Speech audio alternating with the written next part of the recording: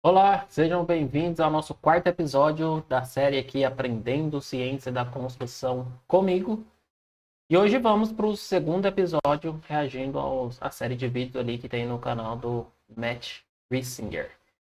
E hoje o vídeo é Por que Ciência da Construção Durability? Habilidade. Vamos estar aqui e dar o play para entender. E eles vão falar sobre durabilidade.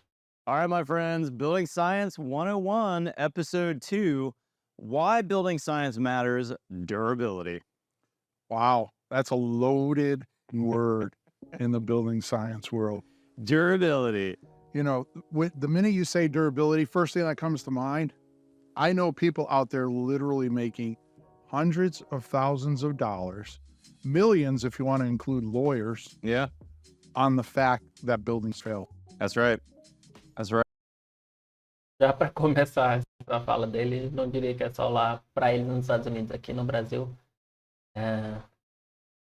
tenho certeza também que muitos problemas ocorrem na construção, talvez por esse mau começo de não pensar na durabilidade da construção.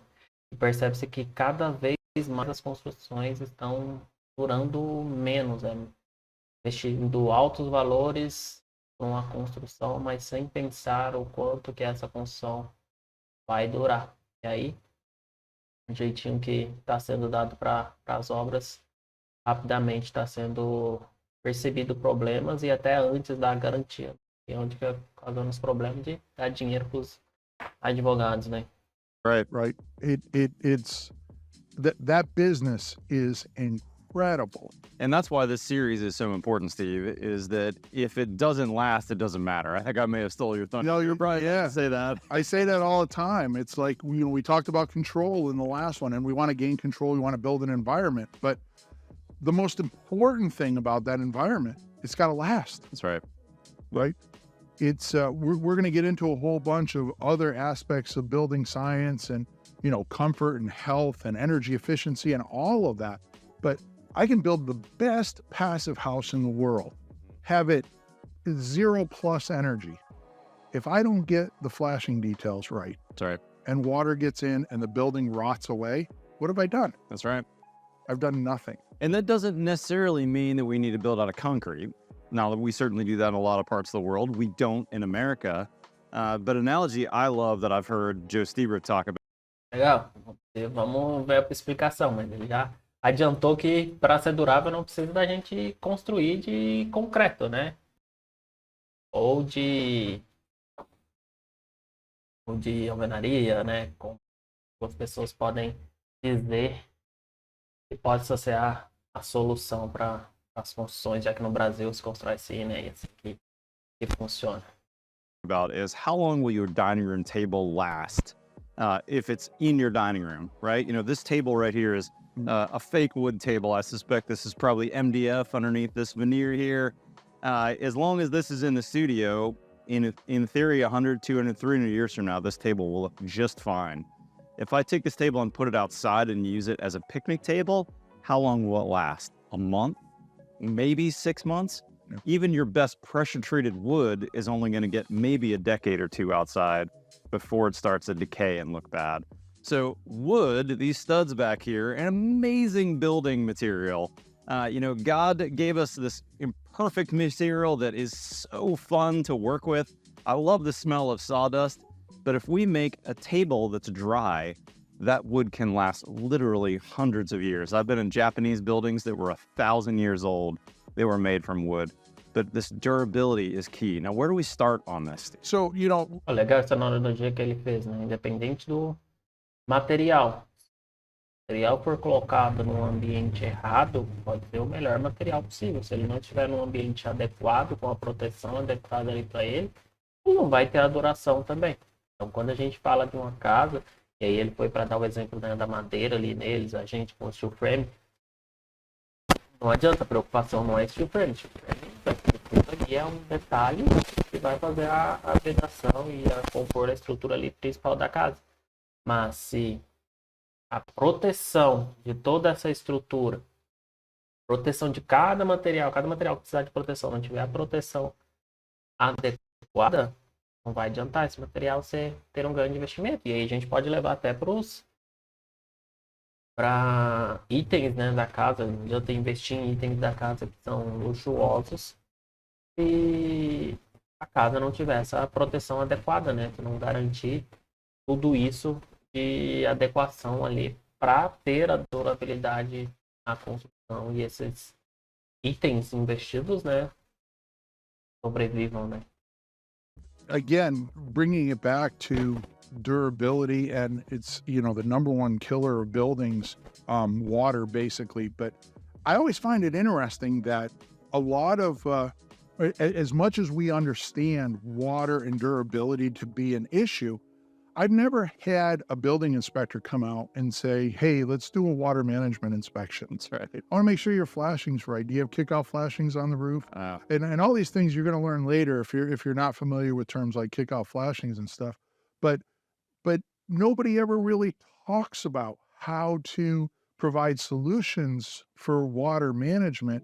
They immediately want to just talk about how much insulation do I have in the wall, that's right. right? And if you're a young architect and a young builder and you want to get after it, the way you get after it is building something that's going to last and then bring all of the other things that provide the control that we spoke of That's right. into that building. But durability has to be your number one priority. If it isn't your number one priority, you're doing it wrong, flat out. That's right. Everything else falls below. Legal. Será que a durabilidade, eu falo até para mim como profissional, independente se a gente não fez o projeto arquitetônico, você está entrando mais na frente ali na construção, a gente tem que analisar se foi pensado a construção para ter durabilidade. Se não for, talvez, agora aprendendo aqui, seja importante a gente parar o processo, entender, analisar todos os detalhes, porque, novo, por mais que a gente não fez o projeto arquitetônico, a gente vai estar com a responsabilidade ali da construção. E sabendo como é no Brasil, quem faz a construção, infelizmente, gera, se todo mundo que fez o projeto, todo mundo fez para trás, não fez direito, se você pegou isso que não foi feito direito e executou, você já tem uma corresponsabilidade junto ali também. Ou se não foi pensado, e aí você vai pensar ali na obra e deixa para pensar exatamente na obra, não pensa antes, não deixa para o processo, pensa, e aí depois, quando tiver tudo definido assim, vai para a obra, com certeza a gente poderia resolver esse tipo de problema. Agora, infelizmente, a cultura é, pá, pegou, vamos executar, e aí a gente vai pensando na obra.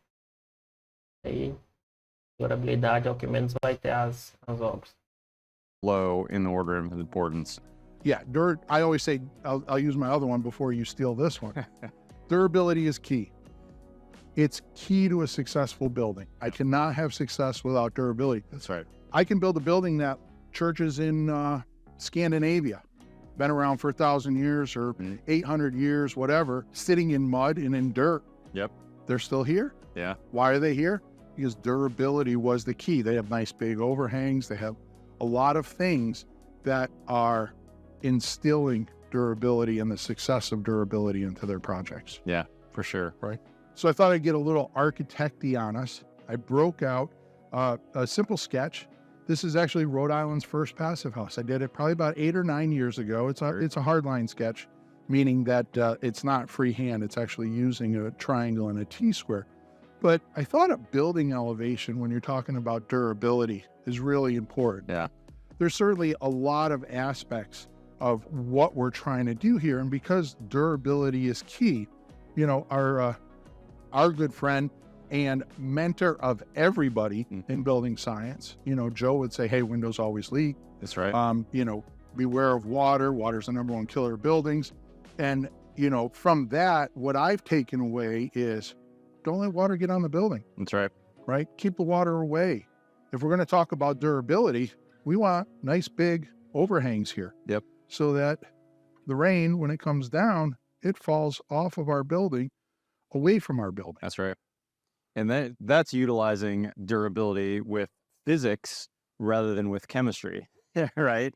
We can build a building with no overhangs and not make it leak, but we've got to get all the details perfect and we've got to use the best building materials and, frankly, the most expensive building materials available.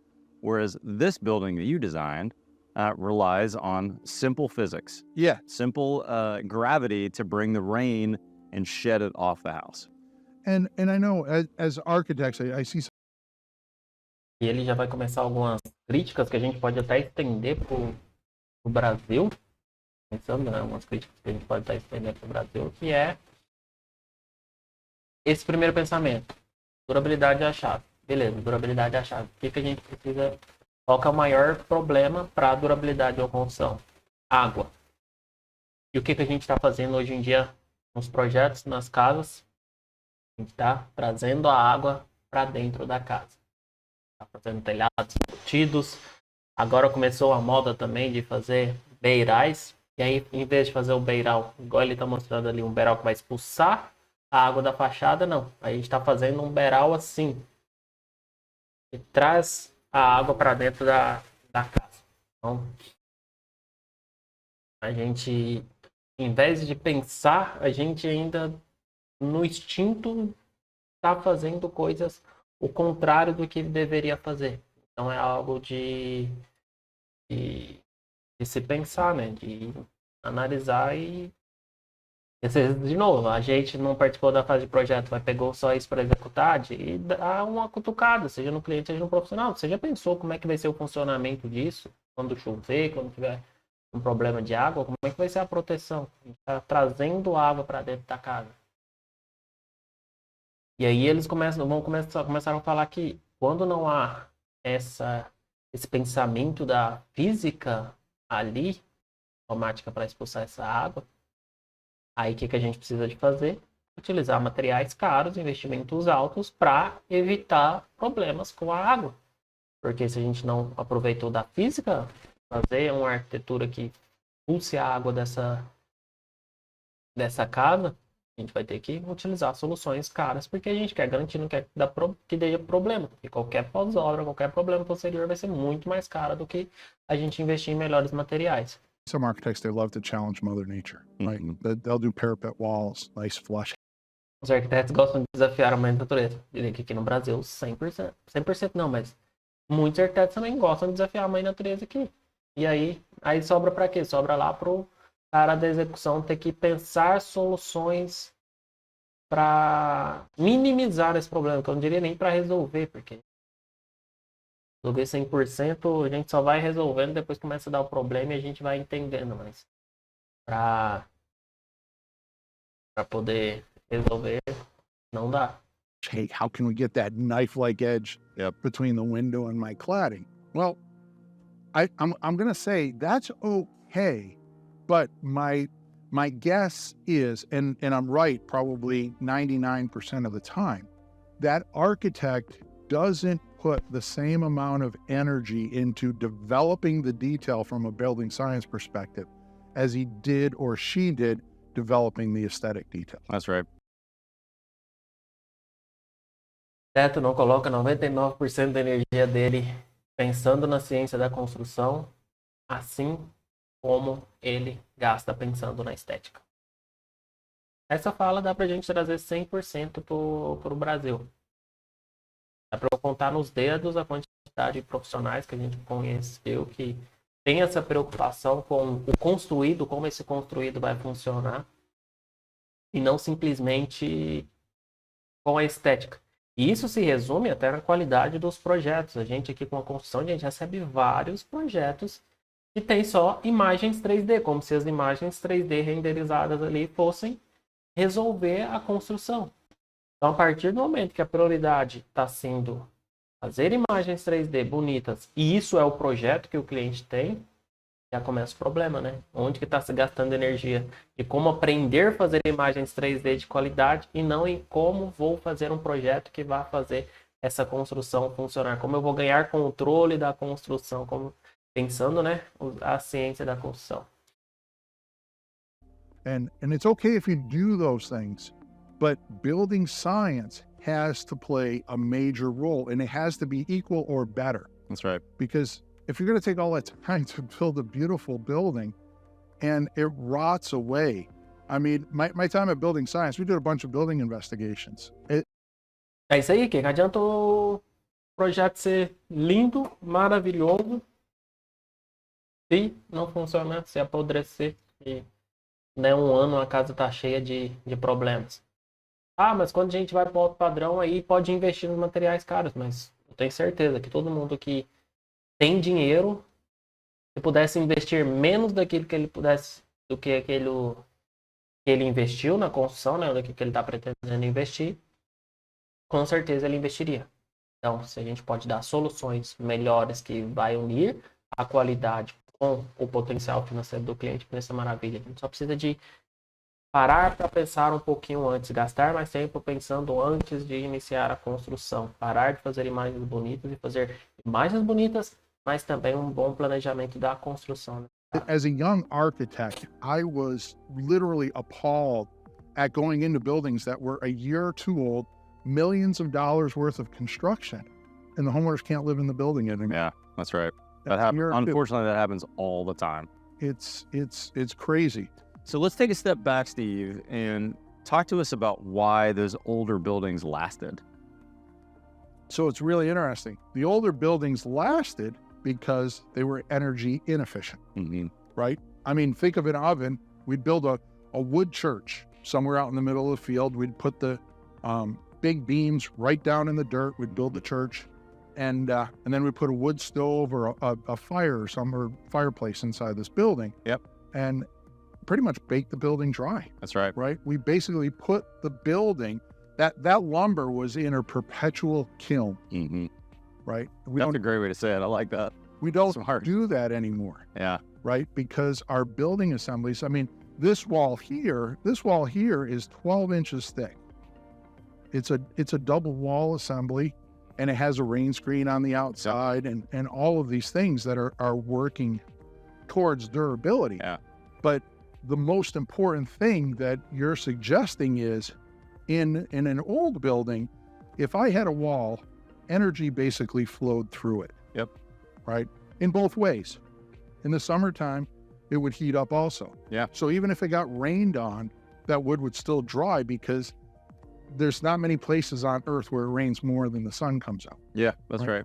So as long as I'm getting more sunshine than rain, then I don't have to worry about it. But the minute I start adding all kinds of different layers to this, right? We'll switch color.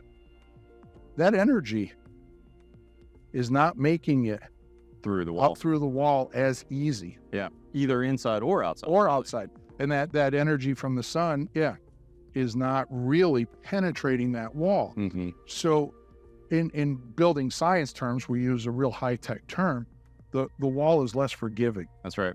Right? Yeah. So there's the older buildings were far more forgiving in that you simply bake them dry. Yeah. Let me add one point to that too, Steve, that I've heard Joe Stiebrick talk about, and this is a nerdy term that I'm getting in here in episode 2, but Joe Stiebrick talks about hydric buffer capacity.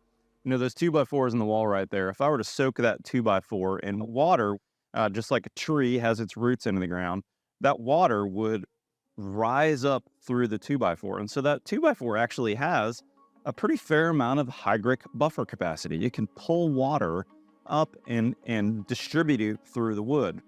On the other hand, a piece of MDF, a piece of drywall has very little hydric buffer capacity. If I put MDF in water, it's going to blow up and die on us, and it can't soak up very much either. Same with OSB or some advanced subfloors. They have a lot of glue, not a lot of ability to soak up water. So old houses, you know, that 1920s house that I remodeled a few years ago, it had real shiplap sheathing on the inside and on the outside. And back then, there was no insulation in the walls. They just had wallpaper right on top of, or basically right on top of the shiplap. And this wasn't, HGTV shiplap. This was real wood shiplap. So that house, even if it had leaky windows, like I've seen in a lot of houses on remodels, had the ability to soak up that water in that real wood, and then it could dry over time. Because, as Steve said, those houses were basically a modern kiln. I like the analogy of the hairdryer on the walls, right? When we turn on that heat in the wintertime, That hair dryer is drying out. It's baking those walls. And we had real lumber that was soaking it up. Now, I'm not saying we need to build our houses the exact same way anymore. What we need to do, though, is make sure that they're dry. Maybe that's, we're going to get into this later, maybe that's making sure our windows are really installed with the best practice. Aí agora é um bom exemplo, né? Ele começou falando ali, né, de funções. Por que que antigamente não tinha eles não tinham esse problema, né? Porque a madeira conseguia controlar esse amortecimento hídrico, né? Que por mais que ela absorvesse água, depois eles conseguiam secar ela ali de alguma forma. E agora os materiais que eles utilizam ali, e no caso os que a gente utiliza também no steel frame, gesso, OSB, materiais que vão absorver a água e aí vão consequentemente danificar. Mas isso da mesma forma o tijolo. Se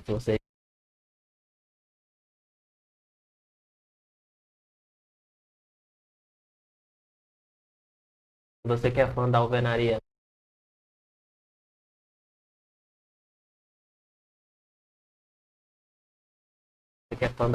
pensa que no tijolo também não tem esse problema, pode ter também danificar água.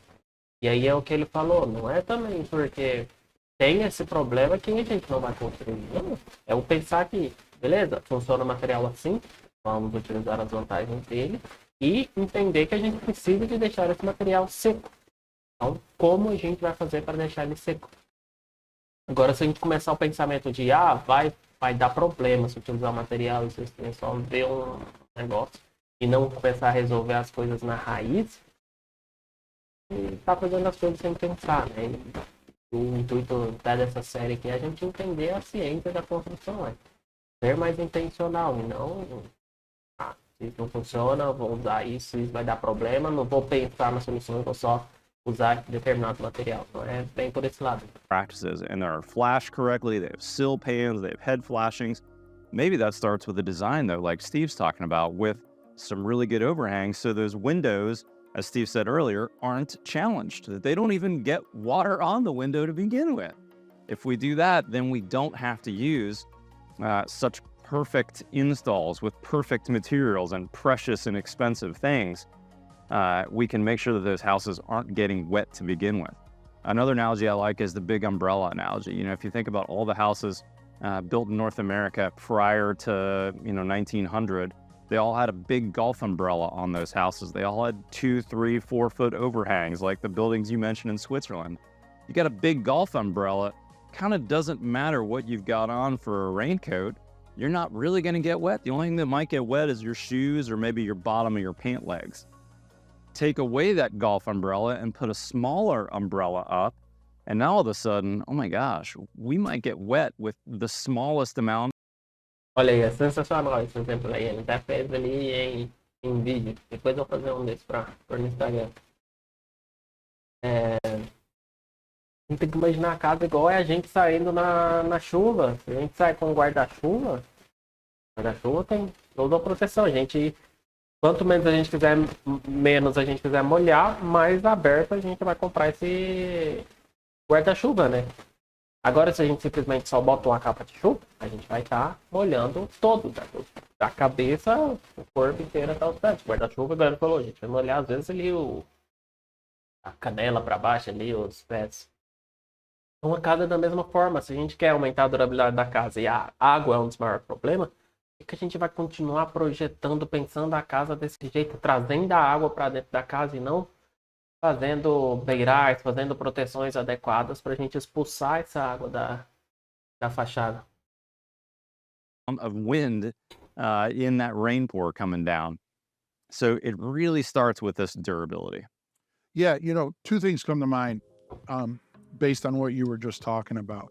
One, as our buildings get more sophisticated, we need a more sophisticated understanding. Yep. Right? We can't be an architect from 1956 that just draws a wall and says, oh, the builder, he'll handle that. Because in 1956, there was probably this wall or that wall to build. Olha, de quando ele está dando exemplo, a gente não vai ser o arquiteto de 1956 que desenha qualquer coisa ali e o construtor vai se virar. A gente, de novo, a gente está em 2025 e às vezes projetos de casas de padrão bom, vamos dizer, padrão alto, que era pelo menos para ser padrão alto, né? A gente recebe. E é apenas desse jeito, só uma imagem e não se recebe um projeto realmente que vai ser possível se executar. Foi pensado os detalhes desse projeto. Right? That's right. There wasn't many choices.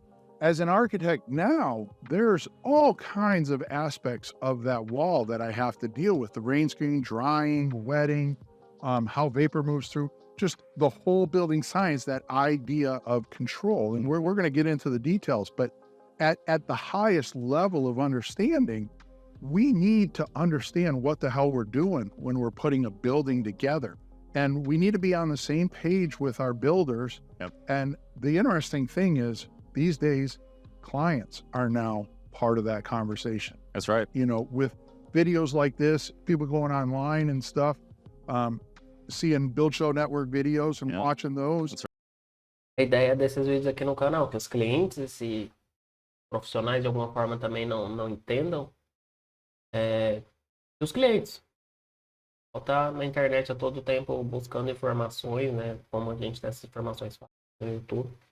Uma ideia também para você, cliente, você que pensa em construir também, e você entenda a essência do que a gente precisa de pensar, e quando encontrar empresas que querem valorizar o bem feito, você entenda por que ela quer valorizar esse bem feito, porque as diferenças de valores, às vezes, entre elas e aquele outro que está cobrando mais barato, né? Você entender onde que é importante você fazer o seu investimento. That's right. They're coming back and they're telling the builder, hey, I saw this rain screen system that Matt used on a house or Jake used. I want to use that on my house. Yeah. And so we're having those conversations, which are a good thing, but there's still, I mean, I could almost make a living out of helping builders that get drawings from other architects solve the problem. That's right. Because they message me, email me, Steve, can I pay you to have a 2-hour talk on this wall section?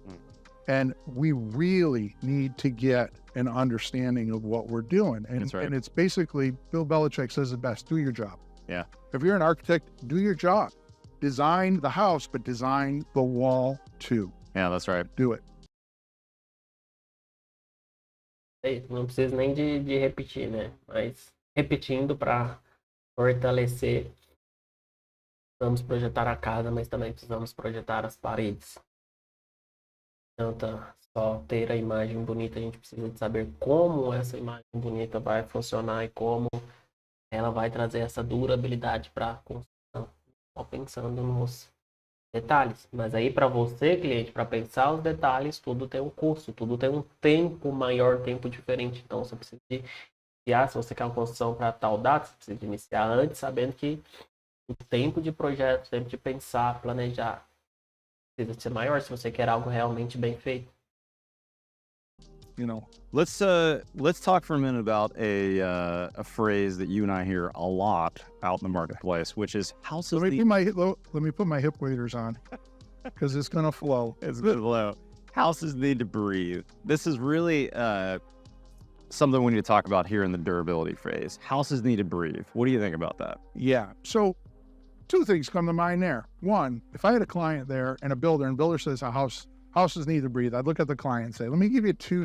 Pô, presta atenção nisso, que isso é uma correção. Todo mundo, quando começa a aprender o steel frame, quando fala sobre os materiais, tudo ali,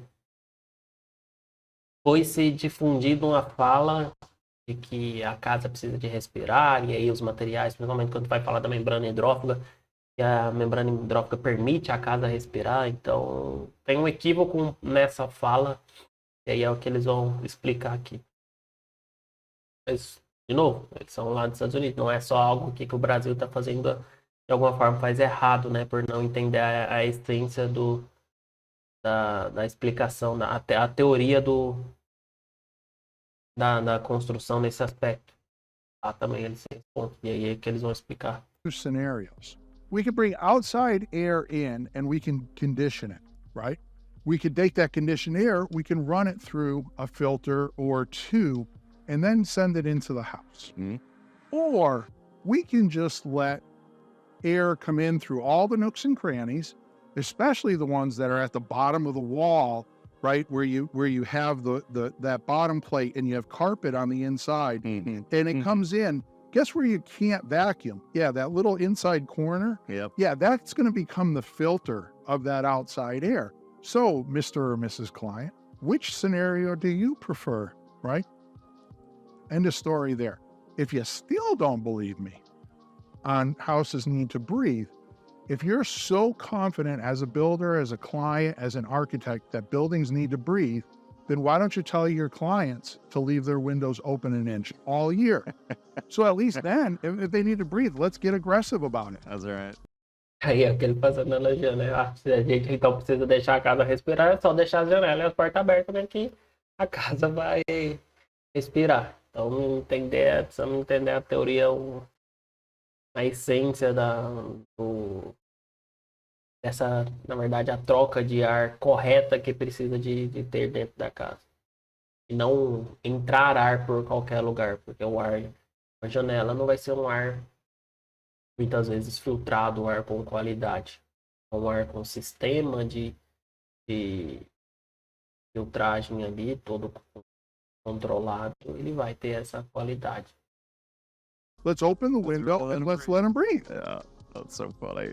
You would never do that. You would never do that. So can we, every time we have this topic, I say, can we please put the bed? No, we won't. 6 months from now, I'll be at a conference and someone says, Steve, don't you think buildings need to breathe? You know what's interesting about that though, Steve, is I think that there is a little bit of building science knowledge when someone says that, just not complete knowledge. And that's why this series is so important. You know, as we talked about, your example of the church being built in a field that has an oven in the center, that's baking the walls. Those buildings did breathe, right? And those buildings needed to breathe because they needed some airflow through the walls. They needed that heat to go through the walls. Today, we have modern building codes, no matter where you're building and where you're watching this, whether you're in Canada or America or Europe or wherever, we have building codes. We can't just build, like we did in the 1700s. Or maybe a very few of you could, but not many could. So if we are building modern buildings with modern building codes, we can't let houses breathe because ultimately it's a durability issue. You mentioned that bottom plate and air leaking underneath that bottom plate. Where I build in Austin, Texas, today it's 65%. Esse é um ponto que a gente falar que a casa precisa de respirar, a gente está permitindo qualquer entrada de ar nessa casa. E não é esse o caso, porque a entrada de ar ela pode virar até um mofo na parede. Na verdade, a casa precisa de estar vedada e aí ter esse controle, se for pensar na qualidade, na durabilidade da construção, nessa qualidade interna da casa, sistemas de filtragem de ar, igual eles fazem lá. % humidity outside, and when I got to the studio this morning, it was already 80 degrees. So if that air is leaking in that's 80 degrees and 65% relative humidity, I'd be willing to bet that the dew point, meaning the point that water forms, think about your cup on the table that has ice in it, it's going to have condensation on the outside of that glass. That condensation is going to run down and form a puddle on this table. The same thing can happen inside the walls of our houses under various conditions, especially the condition where air is leaking through that wall assembly. And if that condensation occurs on the back of sheetrock, for instance, like I've seen a lot in remodels around Austin, Texas, that's where we get mold growth. That's where we start getting into unhealthy. Olha aí, eu gosto sempre de falar, porque tem algumas pessoas como falando aí que casa de steel frame não tem mofo, não tem umidade. Aí o exemplo, não controlar, não tiver controle dessa construção, olha o que vai acontecer. Quem fala isso, simplesmente conta com a sorte, né? Claro, se Deus quiser, pode não acontecer, mas temos que ter bastante cuidado. Healthy situations for our clients, and ultimately that can even lead to long-term durability and even building failures, let alone indoor air quality issues. So, you mentioned dew point, right? And then you went into condensation. Well, do you understand what another word for condensation is? Dew, right? If you live in New England and you walk across the grass in the summertime, if you played golf at 5 a.m., guess what? Your golf shoes get soaking wet. Why? Because of condensation. The moisture in the air is condensing on that cold surface of the grass, and you're reaching due, Yep. right? That's right. Which brings up a really good point. You bring up water, right? I've heard Jake, I won't steal his thunder because Jake's a builder friend that we do work with. He's a Jake Bruin. contributor. Yes, Jake Bruin, contributor on the Build Show here. You know, when he became a builder, he tells the story, he went and looked at, hey, what's the number one killer builder, number one litigation issue? It's water. Yeah, I've heard the figure 80%. Yeah. Construction defect litigation is water. And you know, I remember a story when I was talking to a production builder, you know, if you had a slider in a 2-story wall and Também, sempre quando a gente é chamado em algum problema posterior ali em obra, é água. Algum caminho que a água encontrou, que aí traz algum vazamento, vazamento a gente fala de instalações, né? Mas aí alguma infiltração de água ali na chuva, no telhado, laje permeabilizada, é água. Parede, né? Infiltração de quadrilha. in this particular production builder, that was their number one most expensive callback. And it wasn't because of the flashing. The guy would tell me, his name was Scott. Scott would say, listen, I have to replace the door. It means I got to pull the door out.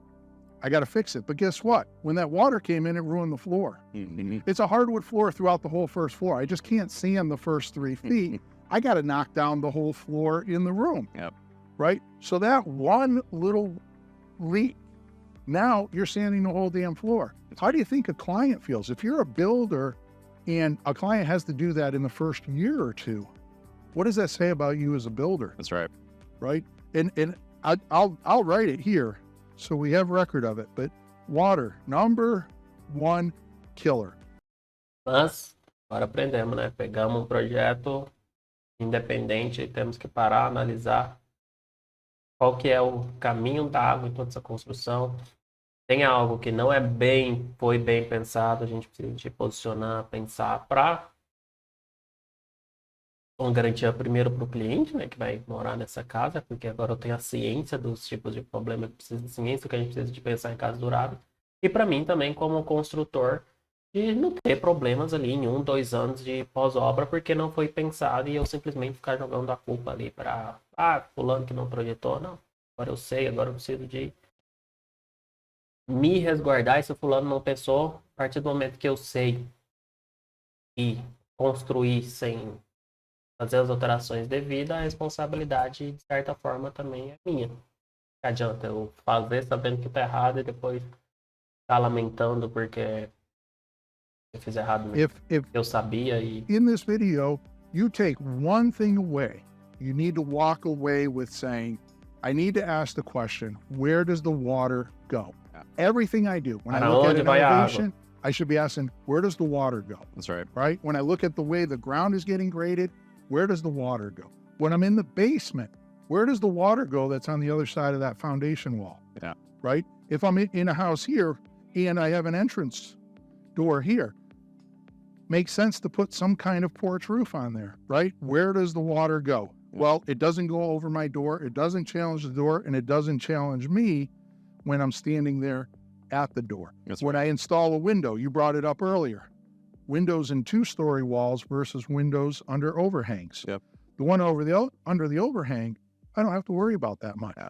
But this one here, I have to worry about all of that water coming down on that window. Because that umbrella for the house is way up high on that case. Where does the water go? Yep. And I'll finish with the sentence of, you know, Mother Nature always wins. Yeah. Right? Where does the water go? You might win a battle or two. And if you're a builder that's set out to make your 1-year warranty and all of that, God bless you. I talked with probably what I would consider the best builder in Boston, and he gives a 5-year warranty on his projects. And I was like, wow, everybody else gives a year. He goes, Steve, the reality is I'm building multi-million-dollar homes. I own that house as long as it exists. That's right. So I might as well get the marketing effort out of what I'm doing. So I tell people I'll give them a 5-year warranty because you know what? In 6 years, I'm going to go back and fix a problem in that house for those people. Yep. Right? But there aren't going to be any problems because he asks, where does the water go? When it comes to Mother Nature, you might win a battle.